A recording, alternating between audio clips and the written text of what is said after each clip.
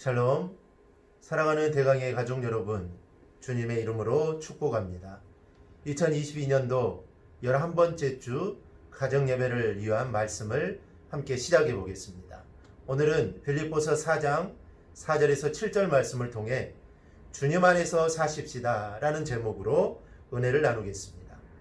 신약시대의 위대한 사도 중에 바울 사도가 있습니다. 사도 바울은 복음을 위해 일평생을 바친 사람입니다.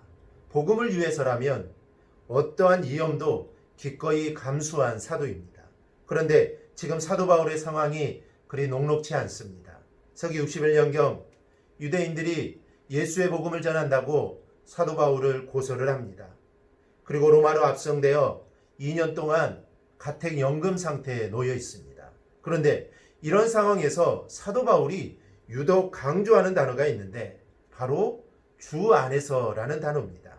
즉, 주 안에서 살라라는 것입니다.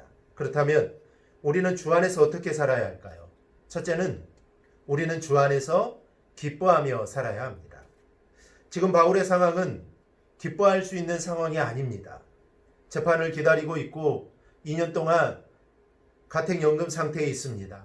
활동이 자유롭지 못하고 제약이 많습니다. 이 얼마나 힘이 들고 불편하겠습니까?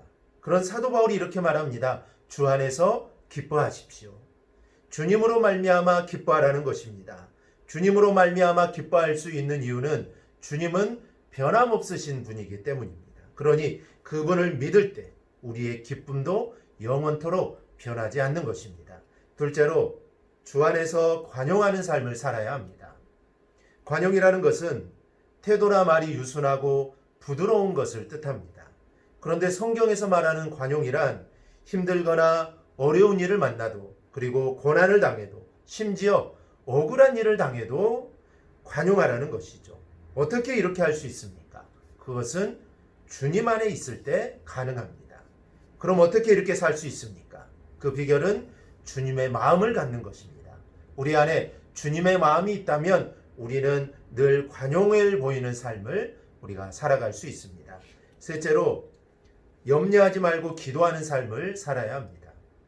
그렇다면 염려가 가득한 세상에서 우리가 어떻게 염려하지 않고 감사하며 살 수 있을까요? 그것은 응답을 확신하기 때문입니다. 응답의 확신은 결과를 안다는 것이죠. 결과를 이미 알고 있으니 걱정이 되지 않습니다. 염려가 되지 않습니다. 염려하지 않고 감사함으로 기도한다는 것은 바로 이런 것과 같습니다. 어차피 기도가 응답되고 문제는 해결될 것을 알기에 염려하지 않습니다. 다만 감사함으로 기도합니다.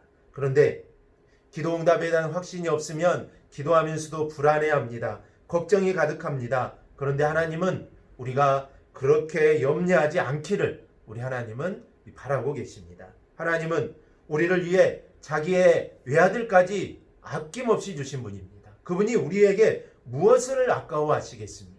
그러니 우리는 모든 염려를 하나님께 아뢰고 맡겨버려야 합니다. 그러면 하나님의 사랑 가운데서 우리가 평안함을 얻게 될 것입니다.